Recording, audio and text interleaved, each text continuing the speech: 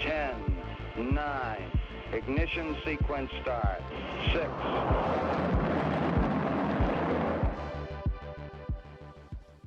Hello, and welcome to Rocket Fuel, your daily update of everything that's happening in the Rocket Pool community. My name is Wack. Today is December 11th. I hope you all had a really good weekend, and we are going to get started with some news of things that I did over the weekend, which was visit Chicago for a nice little Rocket Pool meetup. So here we had some pictures of community members in Chicago, and there was a POAP that was minted, and there was a Coke. I think that's actually Fizz's Dr. Pepper that he drank, and that's a cheese pie, or as we call it in Chicago, a stuffed pizza. That was absolutely delicious, and we got a lot of pizza, and there were a lot of cool people there, and it was a really fun meetup.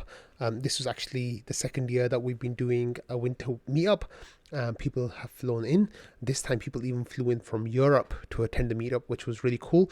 And it was really good fun, and we all had a great time. And it was actually a really busy day because I drove in the morning and then spent 4 hours in Chicago, and then drove back out in the evening, and it was just like a really long day, but it was absolutely worth it. And that pizza was fantastic. So let me show you all the POAP that we got. So here's a POAP. This POAP was made by Britain.eth, and who's actually in the Rocket Pool community. And here it says Rocket Pool Meetup 2023. And it says for the 2023 December meetup, Rocket Pool community members gathered at Giordano's in Chicago for a thick, cheesy pizza and great conversations. Thanks for battling the cold and making the trek to this lovely meetup. Hope to see you all at the next one. So there's a very early conversation and discussion happening about doing a summer bash, and that'll be a community meetup in Chicago. It might be possible that we'll get access to a rooftop party area. I will keep you all posted on what that will entail, but basically mark July, the end of July in your calendars for that, because I think it's going to be really good fun. But that's a long way away. Hopefully RPL price will be doing pretty well by then, and we'll all be in the partying mood. So it should be a really good time, and I'll let you all know once we get closer to planning that really great event. Okay, next I'm going to talk about a couple of things in the Discord regarding the GMC and grants. So here we had the closing of round 7 and the opening of round 8. So round 8 is special because this will be closing on January 14th, which is a little bit later than usual, because normally we do it in the first Sunday of the month, as long as it's not the first day. And now we are doing it on the 14th. So we're giving people a little bit more time, but grants round 7 has closed, and the GMC will be discussing that in the coming days and making our decisions on how those votes are going to go. And that's going to be really good for everyone. I think if you are applying for grants, then you'll get that decision in a couple of weeks' time. I think just around between Christmas and New Year's. I'm not sure of the exact date, but then with round 7, round 8, you'll get those decisions at the end of January or beginning of February. So there's some really exciting stuff happening with the GMC as always, and definitely put those dates on your calendars if you are interested in applying for a grant, a bounty, or retroactive award. One of the things that I really want to bring to your attention is this retroactive award. No, actually, sorry, it was a bounty. I think, let me see. Bounty, which was by Epinef. So this was about, you should take your time to read this bounty, because it's the Rapid Research Incubator. And this is what I mentioned on Rocket Fuel last week, where you can provide your details and provide your ideas for how you think the tokenomics should change, and there are 4 areas in which we want research: mechanisms that help balance supply and demand across the parties in the protocol, which are rETH, RPL, and node operators; and mechanisms of alternative value capture for RPL, mechanisms and feasibility requirements for lowering ETH bond requirements for mini pools, and updates on the penalty system MEV safety, including evaluating options for node level collateral.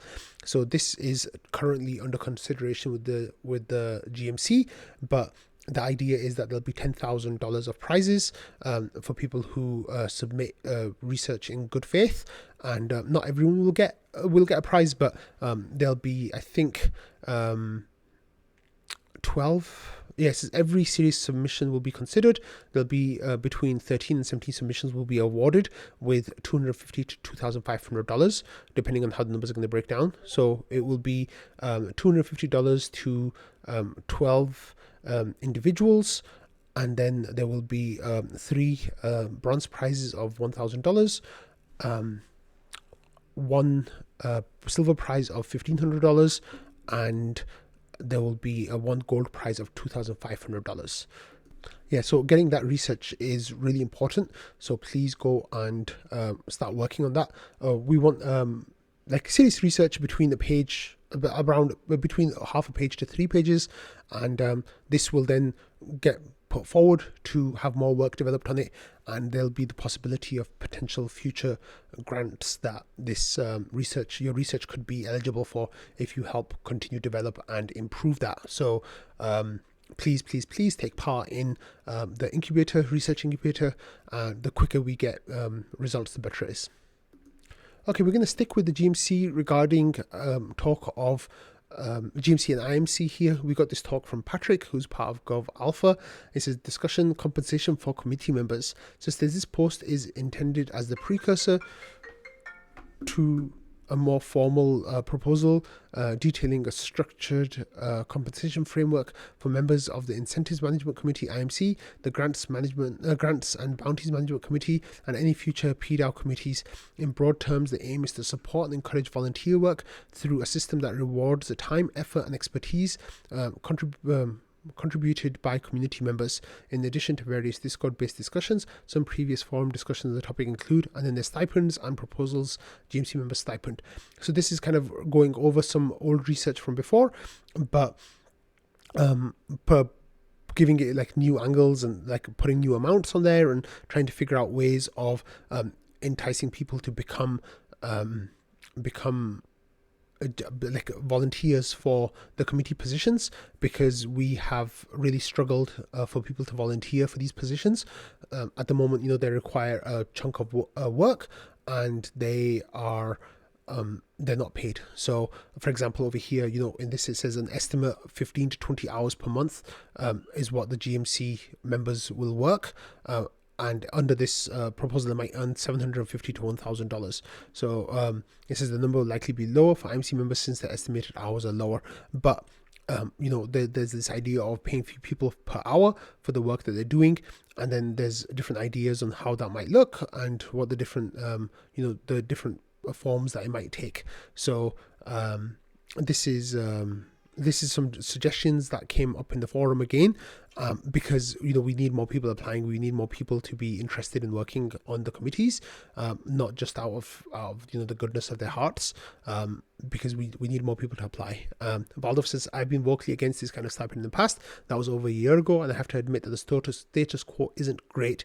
Given that I'm going to support anyone with the energy to drive and to a reasonable plan to try it out, I think this easily hits the bar.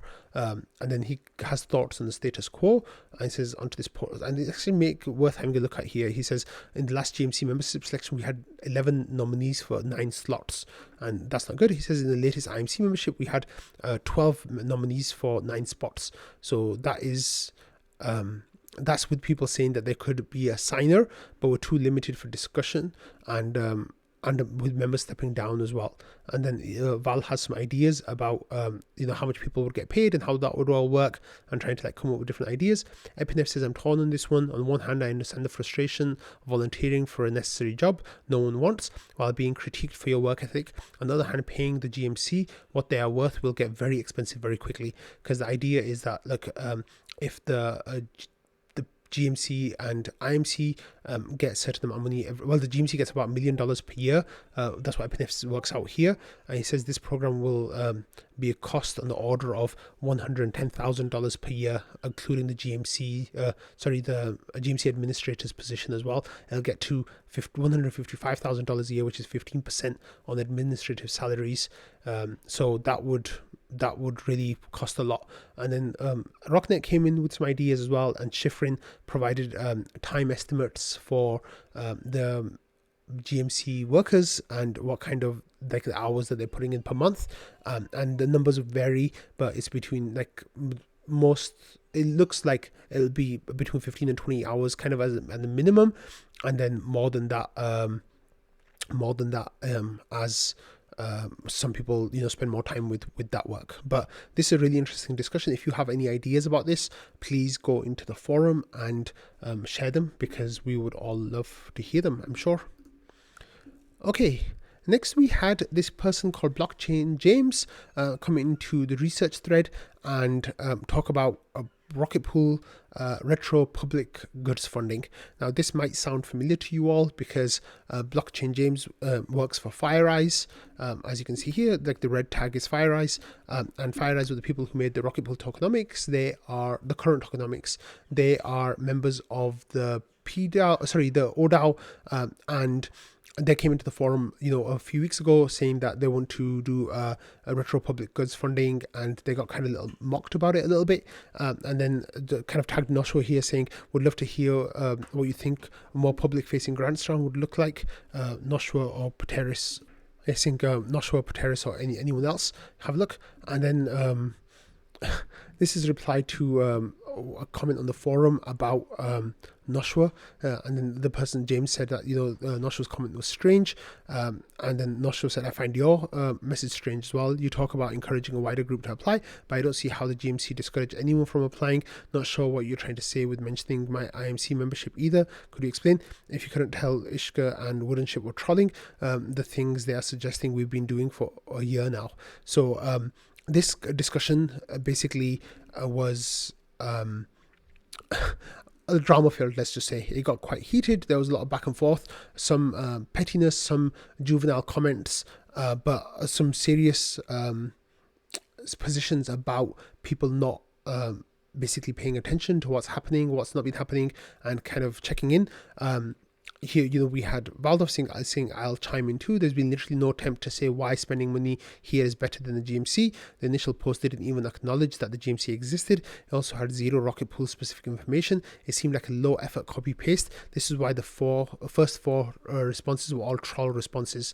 And then Noshua says it is literally a low effort copy paste. Saw the same text on another forum. They actually posted it on 3 or 4 forums, like we mentioned on Rocket Fuel a few weeks ago. It says simply replacing Rocket Pool in the text.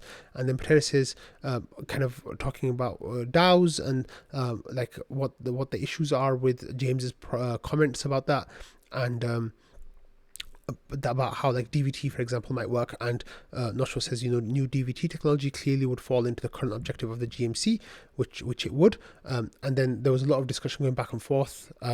But Pateris says that, look, he says he reads the forum on Discord, but it's obviously he's blatantly lying about it. Not sure how to call this out. He wants Rocket Pool to distribute $1 million to unrelated Ethereum public goods. Each one of these projects has hundreds of thousands of unique contributors. Rocket Pool has thousands of unique contributors.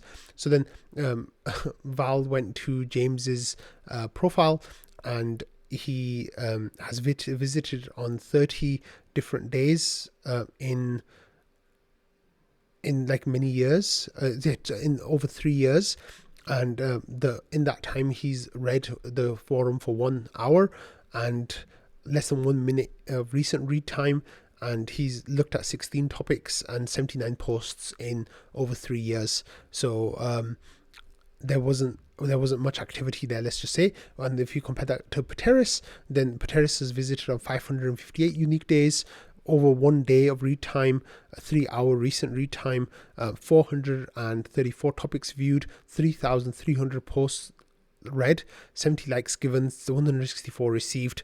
And then Jasper got involved with this, kind of giving feedback, and James got kind of defensive and saying that he's been part of the discussions in Istanbul and in other conferences, but of course the Rocket Pool community, the PDAO mostly is in the Discord. That's kind of where this community lives. So yeah, anyway, there was a lot of back and forth, and people were kind of upset, and tempers were flaring a little bit, but also there was there was drama, and you can go and read the conversation back and forth.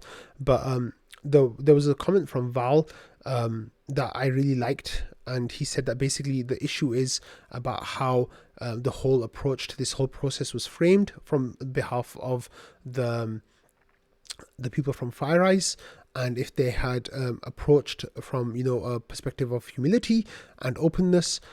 This is what Val said. He says, again, it's a claim of familiarity and knowledge that causes the issue, while it's clear obviously that they don't. That's my addition, not Val. And he says, I suspect you'd have gotten a very warm welcome with a message like, we've been away and we want to contribute here again. What do you think about this as an extension of grants? Would it help for XYZ reasons versus the current program? So look, you approach from a position of humility, from a position of dialogue, and you want to grow together and work together. And that change in perspective would have, I think, bred a much better experience for everyone.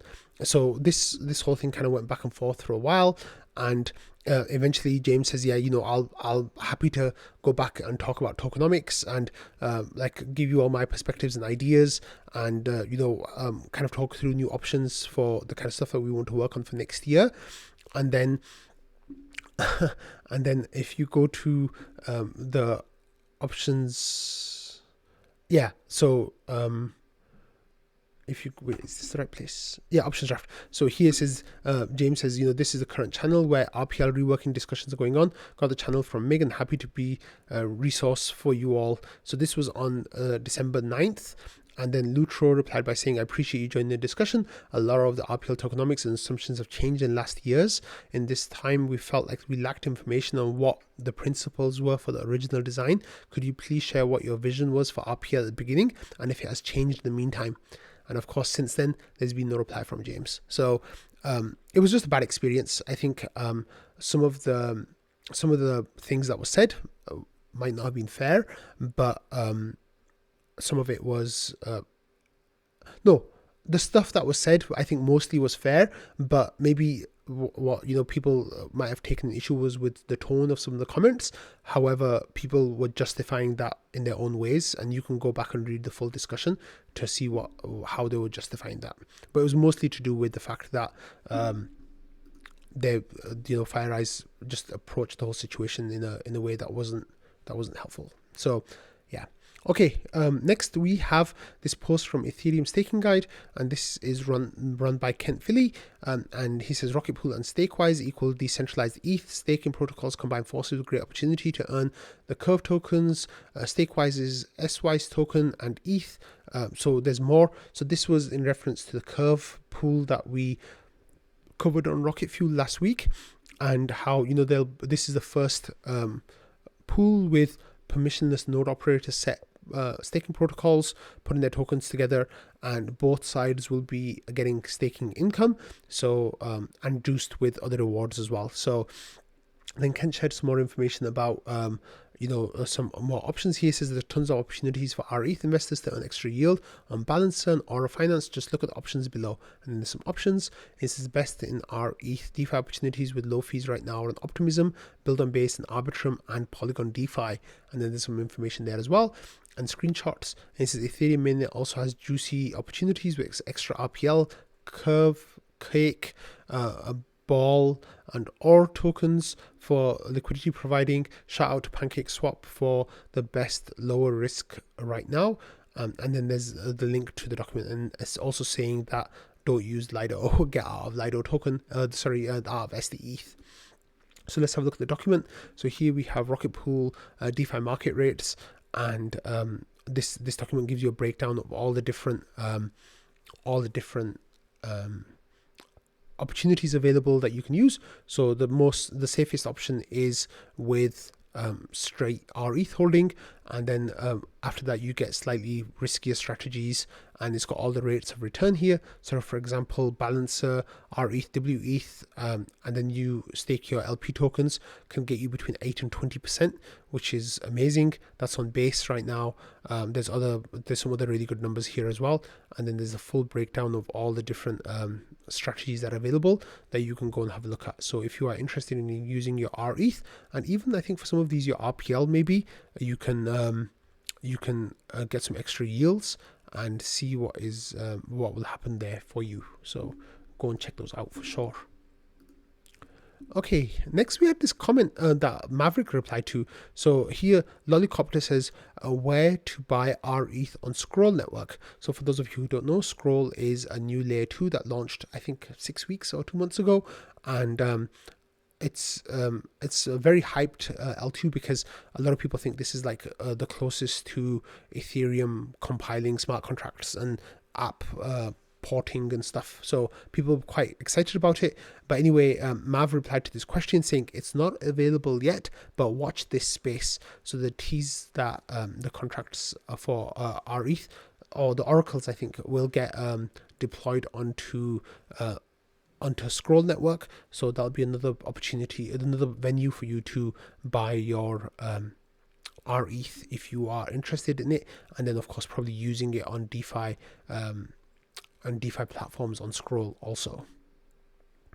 Okay, next we've got a whole bunch of POAP stuff that we're going to be talking about, and the first of which this post from Shifrin, who says a Rocket Pool Upgrade Master 2023. So here we have a post from Shifrin, and he says, in 2023, Rocket Pool node operators actively engaged in prompt smart node updates to qualify for a POAP. These timely upgrades not only facilitated the testing of new software, but also motivated node operators to ensure the continuous maintenance of their nodes. Only POAPs obtained through these specific node upgrades are eligible for this raffle. Every participant is guaranteed to receive a POAP. The ultimate winner will be rewarded with 5 RPL and their ENS on the raffle POAP. In the event of the winner did not utilize an ENS for the entry and cannot be identified, the entry with the next highest ranking will be considered. So here there's the link to the raffle if you want to go and take part in that. The last time I checked, there were 16 entrants and there's 6 eligible POAPs. Okay, now we have it's loading participants. So here are the 6 entry POAPs, and now the 20 participants with 77 tokens. So if you are entering with 6, you've got basically a 1 in 12 chance of winning, and the prize is 5 RPL tokens and your name appearing on the POAP. So let's have a look at the design of the POAP. Here it says Upgrade Master, and it's the images of the 6 POAPs that you can use to enter, and then it will say MVP, and in the middle it will say your name, winnersname.eth. So that's not the ENS you'll get. Like for example, my ENS is whack attack, so mine will say whack attack.eth. If I win this, then everyone's POAP will say my name. But and then there was some people who were having issues about it not loading properly, and yeah, Genix here says, does the winner get ownership of winnersname.eth? So that was nice. Okay, and then we have some more POAP stuff here, which is, this one's from the RPL benefactor. So Benny says, POAP if got RPL. So if you got RPL from the benefactor, either through buying the POAP for $100 or by having any RPL sent to you, then you can get this POAP. You'll be eligible for it. It's whitelisted, so your address is already saved, and then you can go and have a look at that. Actually, let me just show you all what it looks like. I'm not sure if I covered it on the show or not. So here's me minting it. It says the user RPL benefactor returned to Rocket Pool's Discord trading channel on December 1st, 2023 to announce that they had 535 RPL worth over $15,000 to distribute to the community over the coming days. Funds were donated by, and then it says WAC donated $3,000 with the caveat that the whole community must rally to reach $10,000 in total donations. Once that amount was reached, the RPL benefactor would distribute the equivalent value in RPL to members of the community. So 62 community members bought the POAP priced at 0.05 ETH, which is over $100 at current prices. And then there's a link to that POAP. It says in addition to WAC and POAP buyers, the final amount also included generous donations from Thomas G and Anonymous Whale. The benefactor only had one rule, and that's message me, make a case, and I'll decide if you get RPL. Distribution by RPL benefactor and Sleety, the POAP designed by Sleety. So this POAP has been minted 60 times so far.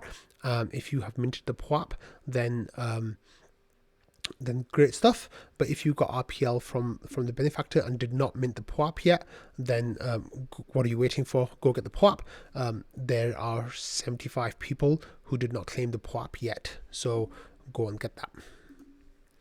Okay, and again about POAP. So here Patricio came into trading a few days ago, and he says who's done this artwork, and he was linking the benefactor round 3 POAP, and he says we're launching a new feature for proper artist attribution. Yeah. So people started saying, look, oh, that was like Sleety, and what it works now is like if you go to the POAP, you can see that in the description, just below the description says the artist was sleety.eth. So this was a really nice little touch that happened. So then, yeah, as you can see, there's a screenshot. It says sleety.eth, and RPL Maxi says, oh, cool. Is that the artist tab now? And he says, yes. Are you the artist of any POAPs? And RPL Maxi says, I am a few. And he says, what are the drop IDs? So he says, let me check. And then he gets these numbers of the POAPs that he's made.